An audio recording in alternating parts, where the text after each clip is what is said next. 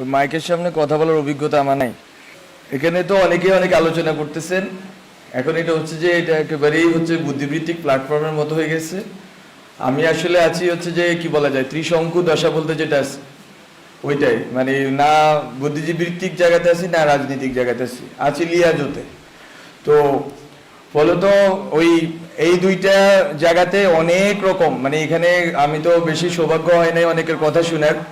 যেসব কথা শুনতেছি ওই মাঠের ভিতরে পরিস্থিতি, গভর্নমেন্টের ভিতরে পরিস্থিতি, পলিটিক্যাল সার্কেলের ভিতরে পরিস্থিতি এবং আরো অনেক জায়গাতে 3-4টা জায়গাতে পরিস্থিতি, কোনোটার সাথে কোনো মিল নেই। মিল নাই কেন আমি বলি, আমি ভাবছিলাম এই কথাটা শেষে বলবো যে ওই সভা সাহেব একটা কথা বলে গেছে যে বাংলাদেশের বুদ্ধিজীবীরা যে 71 মুক্তিযুদ্ধ হবে এটা আজ করতে পারে নাই, এইবারও বুদ্ধিজীবীরা ফেল মারছে। তো আমি বলবো যে এই ক্ষেত্রে খুব গুরুত্বপূর্ণ যে এইটাকে বুঝা, আসলে সময়ের সন্তান বলতে একটা আইডিয়া আছে, সময়টাকে বুঝা এটা হচ্ছে আমাদের জন্য গুরুত্বপূর্ণ যে আমরা সময়ের ভিতরে কিভাবে সক্রিয় হব এবং আমরা কিভাবে সময়টাকে ধরব। আমি যদি বলি যে আমাদের এখানে যে সার্কেলটা বেসিক্যালি এটা আমাদের একার কৃতিত্ব না অবশ্যই, কিন্তু যেই গাঠনিক শক্তি ছিল ওই গাঠনিক শক্তির ভিতরে সবচেয়ে গুরুত্বপূর্ণ জিনিস ছিল যে ভাবাদর্শিক বোঝাপড়া। এখন ধরেন না আপনার, আমরা বলতেছি একটা পোস্ট ইডিওলজিক্যাল সিচুয়েশনে আছি, আমাদের কোনো ওইভাবে আমরা একটা তুহিন এখানে বলে গেল যে নির্দলীয় বলতে কি বোঝাচ্ছে, বাট অথবা এটাই নতুন কিনা রাজনীতি কিনা নতুন ভাবে, বা আরো অনেকে অনেক কিছু বলছে। বাট মূলত হচ্ছে যে আমাদেরকে লড়তে হয়েছে কিসের বিরুদ্ধে এটা আসলে আমাদের বুঝতে হবে প্রথমত। এবং আসলে সামনের লড়াইটার সাথে গণ অভ্যুত্থানের যে ধরেন না আপনার হচ্ছে 2 কি 3 সপ্তাহ যে সময়টা, শ্বাসরুদ্ধকর যে সময়টা, অথবা এর আগে পরে আরো কিছুদিন যদি বর্ধিত করি, অথবা অনেকেই বলতেছেন এখনো গণ অভ্যুত্থান পরিস্থিতি, আমিও মনে করি। তো এই সময়টায় আসলে আমরা কি ধরনের ভাবাদর্শিক লড়াইটা করছি এটা আমার কাছে খুব গুরুত্বপূর্ণ, কারণ এইটা ঠিক করে দিবে বাংলাদেশের সামনের রাজনীতি। আমরা বলতেছি এটা একটা পোস্ট ইডিওলজিক্যাল সিচুয়েশন, মিনস কি বলতে আমি বলতেছি যে আপনার হচ্ছে ইডিওলজিক্যাল কোয়েশ্চেনটা গুরুত্বপূর্ণ ছিল। আজম স্যারের লেখায় দেখাইছেন যে ভাষাগত এজমালি ভাষাগত কোয়েশ্চেনটা গুরুত্বপূর্ণ ছিল। এবং আপনার এখানে জনগণ যে ক্যাটাগরি এটা কিভাবে গঠিত হইলো এটার একটা গুরুত্ব ছিল। এখন ধরেন আপনি এই যে ছোট ছোট সোভিয়েতগুলো ছিল এতদিন, এক একজন, এখন এখানে ধরেন আমি খুব বোধ হয় এখানে 80% লোকরে আমি পার্সোনালি চিনি, মানে চিনি বলতে তাদেরকে আমি জানি যে লোকেট করতে পারবো যে কে কোন ইডিওলজিক্যাল পজিশনে, কে কোন কালচারাল পজিশনে বিলং করেন, কিন্তু তারা সবাই এখানে একযোগ হয়ে আছেন। এখন এখান থেকে আসলে সামনের কোয়েশ্চেনটা কি হবে সেটা হচ্ছে ইডিওলজিক্যাল তর্কটা আসলে কোথায় গিয়ে পৌঁছাবে। একটা আমি যখন বলতেছি নির্দলীয় মানে হচ্ছে আগের যে দলীয় ইকুয়েশন ওটার বাইরে আমি বেরোতে চাচ্ছি। আমি যখন বলতেছি অরাজনৈতিক আমি বলতে চাচ্ছি যে আগের যে রাজনৈতিকতা ওটার বাইরে বেরোতে চাচ্ছি। আমি যখন বলতেছি পোস্ট ইডিওলজি আমি বলতে চাচ্ছি যে আগের যে ইডিওলজিক্যাল লড়াইটা ছিল ওই লড়াইয়ের বাইরে আমি বেরোতে চাচ্ছি। বলতে এই যে নতুন মুহূর্ত, এই মুহূর্তটা কিন্তু আমাদের বুদ্ধিভিত্তিক গবেষণার বিষয় না, এটা হচ্ছে সর্ট অফ আমি কি বলবো সজ্ঞার বিষয়, ইনটুইশনের বিষয়। যে আমরা যখন 20 দিনে ছিলাম আমরা কি আসলে কে কাকে কতটুকু শত্রু গণ্য করছি, আমাদের ভিতরে সংহতির আইডিয়াটা কেমন ছিল, আমরা কাকে বন্ধু গণ্য করছি কাকে শত্রু গণ্য করছি, আমরা কাকে ইডিওলজিক্যালি ফাইট করছি কাকে ইডিওলজিক্যালি আমাদের মিত্র মনে করছি। ওই 20 দিন 25 দিন 30 দিনের যেই আমাদের যেই রাজনৈতিকতাটা হয়েছে এটাকেই হচ্ছে যে আমাকে বারবার রিএনেক্ট করতে হবে। এটা হচ্ছে আমার জায়গা থেকে কথা। ওই থিয়েটারে কিছুদিন আমি কাজ করছি, ওখানে আমাকে একটা জিনিস বুঝায় যে, বা এটা আপনারা বুঝেন এখানে অনেকেই থিয়েটারের লোক আছে, রিএনেক্ট করা। আমরা যখন কালকে কিন্তু নাহিদ একটা কথা বলছে আরেকবার গণ অভ্যুত্থানের দরকার হইতে পারে। আমরা জানি যে বিপ্লবের পরে প্রতি বিপ্লব আসে, এটা কিন্তু আমি লিখছি ইভেন বিপ্লব হওয়ার আগেও, যার একটা প্রতি বিপ্লব দিয়ে আসবে। এখন এটা কিন্তু এরকম না যে আতঙ্ক, এই কে নিয়ে যাবে রে, কে আমাদেরকে মেরে যাবে রে, এরকম না ঘটনা। ঘটনা হচ্ছে আপনাকে জনগণকে যেই এই যে বললাম এই মোমেন্টটা তৈরি হয়েছে ওই 20-25 দিনে, ওই মোমেন্টটাকে আপনাকে রিএনেক্ট করে যাইতে হবে, পুনঃমঞ্চায়ন করে যাইতে হবে বারবার। ওই পুনঃমঞ্চায়নের জন্য কি ধরনের রাজনৈতিক প্রক্রিয়া আমাকে ঢুকতে হবে, কি ধরনের রাজনৈতিক সংহতিতে আমাকে ঢুকতে হবে এবং কি ধরনের বাবাদর্শিক তর্কে ঢুকতে হবে সেটা হচ্ছে আমার কাছে খুব গুরুত্বপূর্ণ। এবং আমরা বলছি যে বাংলাদেশটাকে আমরা সামনের জায়গাটাতে কোথায় নিয়ে রাখতে চাই। ওখানে যদি আমি বলি, আমাদের একটা কথা নিয়ে অনেকেই তর্ক করতেছেন সিভিল সোসাইটিতে, এটা আমার খুব মজা লাগতেছে, যে সভ্যতাগত রূপান্তর বলতে আমরা কি বুঝাচ্ছি, আমরা কি এখানে কি আনতেছি না আনতেছি। এটা আসলে ঘটনা না। ঘটনা হচ্ছে আমরা একটা কথা বলছি যে জাতীয়তাবাদ, বাংলাদেশি জাতীয়তাবাদ আছে, বাঙালি জাতীয়তাবাদ আছে, এই জাতীয়তাবাদী যে তর্কগুলো আছে, বা অনেকে কথাটাকে বলেন জাতিবাদ, যেটাই বলি, শুদ্ধ অশুদ্ধ আপনারা ঠিক করেন। তো এটা হচ্ছে যে এই দুইটা শব্দ, এই দুইটা যে গঠন হয়েছে, যে আপনার বাংলাদেশি জাতীয়তাবাদ, বাঙালি জাতীয়তাবাদ, এই যে দুইটা লড়াই, একদিকে আছে ইসলাম আর একদিকে আছে ইসলামফোবিয়া লড়াই। এই লড়াইগুলোর আপনার সামনের ভবিষ্যৎটা কি হবে, ওইখান থেকে আমরা বলতেছি যে আপনি দুইটা সিভিলাইজেশনের মাঝখানে বসে আছেন, সিভিলাইজেশন স্টেটের মাঝখানে বসে আছেন। আপনি বাংলাদেশ রাষ্ট্রটাকে কোথায় দাঁড়া করাইতে চাচ্ছেন? আপনি কি ৭১-এর যে মুক্তিযুদ্ধের যেই প্রশ্নগুলো আছে, এটা খুব খুব ভাইটাল কোয়েশ্চেন।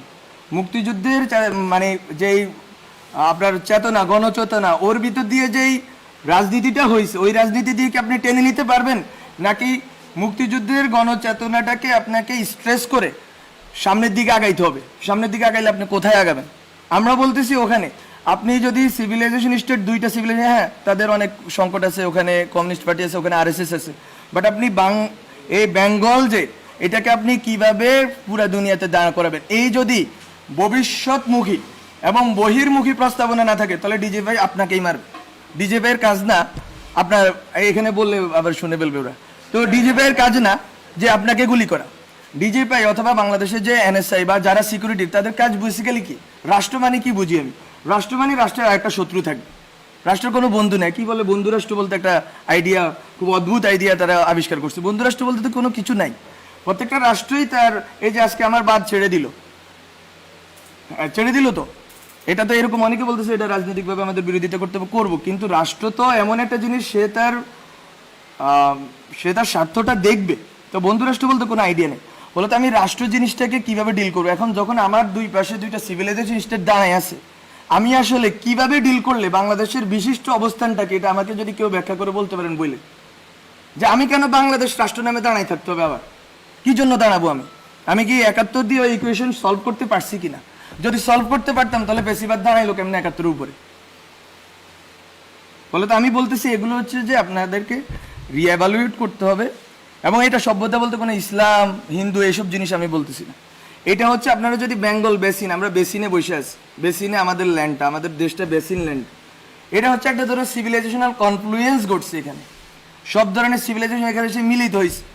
এইটা কতটুকু শক্তির জায়গা?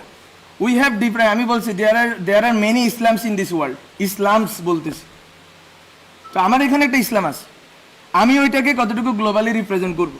This is the question of, this is really the question of national integrity and security. এটা অনেকে বুঝতেছে কিনা আমি জানি না। আমার এখানে যেই সেকুলার রাজনীতির কাঠামো আছে, এটাকে তো আমাকে ইনটেক্ট রাখতে হবে।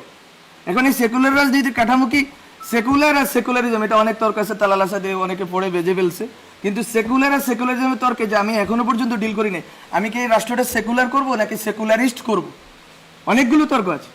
বলতো আমি, এবং ওই সেকুলারিজমটা কি হবে? ওইটা কি ৭২ সংবিধানের সেকুলারিজম হবে, নাকি আমরা এখন যখন আমরা বলতেছি, আমরা অনেকেই বলতেছি যে নিউ কনস্টিটিউয়েন্ট অ্যাসেম্বলি লাগবে, কিন্তু তর্কটা দেখেন, খেয়াল করেন, সবাই বলতেছে ৭২ সংবিধানের কন্টিনিউটি। আপনি ৭১ ধরতে পারেন, কিন্তু ৭২ আমি মনে করি ধরতে পারেন না। আপনাকে ৭২-এর ব্যাপারে ক্রিটিক্যাল হইতেই হবে, এবং অনেকেই ক্রিটিক্যাল আছেন এখানে, রাজনৈতিক বর্গে অনেকেই ক্রিটিক্যাল আছে।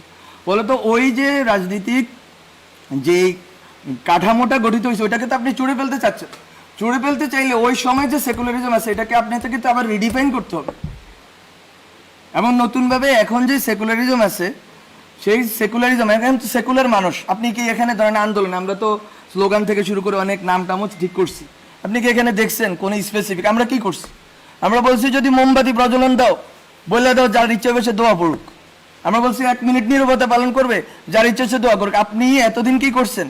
আপনি ঢাকা শহরে বসে পুরো বাংলাদেশের মানুষকে আলাদা করে ফেলছেন। এই আন্দোলনে অনেকেই অনেক ব্যাখ্যা করবেন, উই নো হোয়াট হ্যাপেন্ড। এই আন্দোলনে বাংলাদেশের মানুষ একটা গ্রামের হুজুর কেন অ্যাকোমোডেট ফিল করছে? হাসিনা বিরুদ্ধে না, বিকজ অফ দ্য ল্যাঙ্গুয়েজ।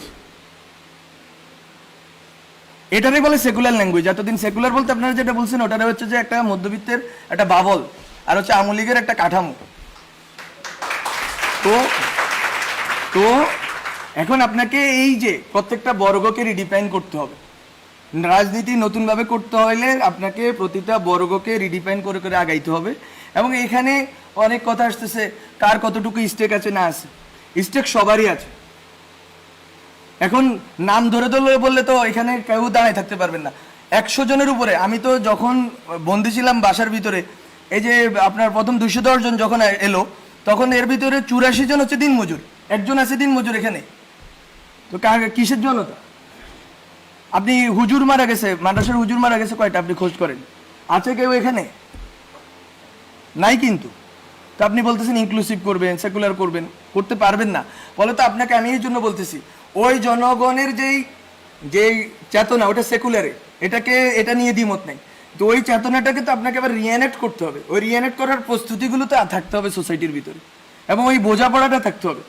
আমরা যখন কথা বলতেছি, আমরা বলতেছি যে সবাই এখানে কিন্তু এক ধরনের বিদ্বেষের ভাবের ভিতরে। সেখানে অনেক আওয়ামী লীগের লোক আসছে, আমি জানি, আমি চিনি অনেকটা, একেবারে আওয়ামী লীগের খাস লোক। ইভেন 5ই আগস্ট তারিখে আওয়ামী লীগের পক্ষে বক্তব্য দিচ্ছে, এরকম লোক এখানে আসছে, অনেকে আসুক। কিন্তু কিভাবে আপনি 71-এর পর রিকনসাইল করতে পারেন নাই দেশটাকে? আপনি 71-এর পর দেশটাকে রিকনসাইল করতে পারেন নাই দেখে সেই যে পাক আছে, লুপ হোলস গুলো আছে, ওইটা বেয়ে বেয়ে ফেসিবাদ দাঁড়ায় গেছে। আপনি জামাত প্রশ্নটা আপনারা টিকে রাখছেন, বলো তো এখনো একই লুপ হোলস তৈরি হবে কিনা? আমি আওয়ামী লীগ নিষিদ্ধ করে দিব? নিষিদ্ধ করব কিসের প্রক্রিয়া করব? আওয়ামী লীগ যারা বিশ্বাস করে, আওয়ামী লীগে যারা ইমান আছে যাদের, তাদেরকে আমি কিভাবে ডিল করবো? তারা তো আমার সোসাইটিতে আছে, তারা তো নাগরিক। একটা টার্ম নিয়ে অনেকেই বিরোধিতা করতেছেন, ছাত্র নাগরিক কেন বলতেছে?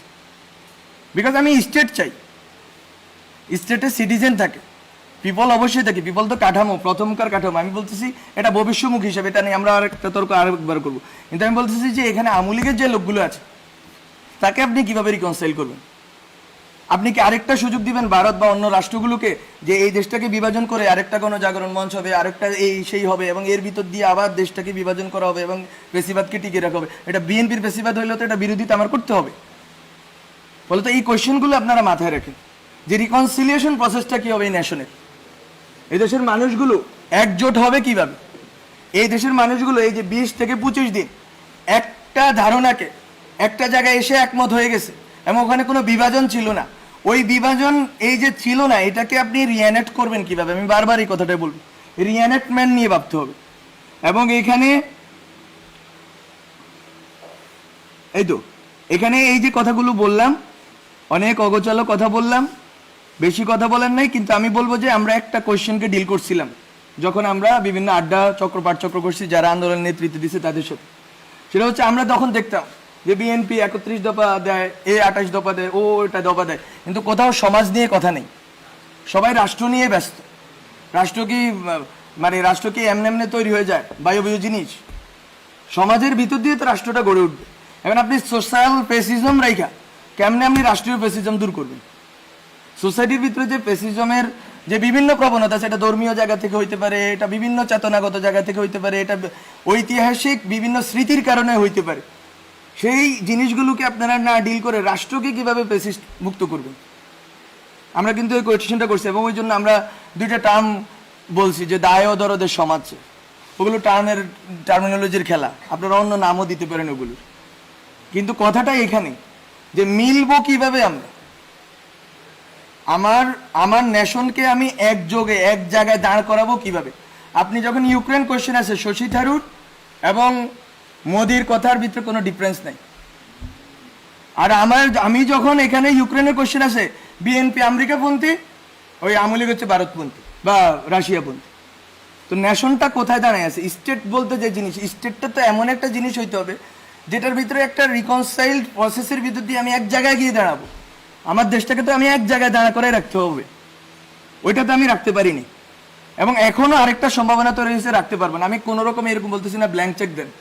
আমি একটু আগে একজনের সাথে বলতেছি ট্যাক্স পেন্ডিং কমিশন করেন, এসব গিমিক নাটক পাটক বন্ধ করেন, এরে ধরছি ওরে ধরছি, সবগুলোর একসাথে আজতে ঢুকায়া আপনি হচ্ছে যে বিচারের একটা ইন্টারন্যাশনাল স্ট্যান্ডার্ড তৈরি করেন, সবাইকে বিচার করেন, অন্যদেরকে ছেড়ে দেন, অন্যদের হয়রানি করা বন্ধ করেন।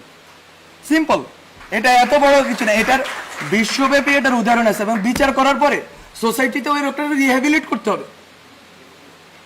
আপনি আরেকটা জামাত শিবির বানাইতে পারেন না যে যেখানে দেখবো কি কি কি একটা একটা শিবির ধরিয়ে দেওয়া যাবে। আমি কি বলবো ছাত্রলীগের এই কথা বললে এই রাষ্ট্র টিকবে নাকি? বলো তো। আমি বলবো যে আমি অনেক কথা অগোছালোভাবে বলছি।